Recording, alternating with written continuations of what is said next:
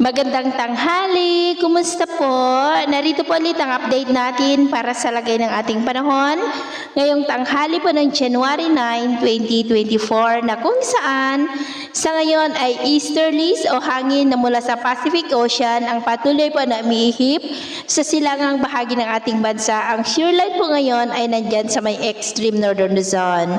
At sa ating long range forecast, consistent pa rin na walang bagyo na namamataan na tatawid dito sa ating bansa hanggang po sa susunod na 2 linggo.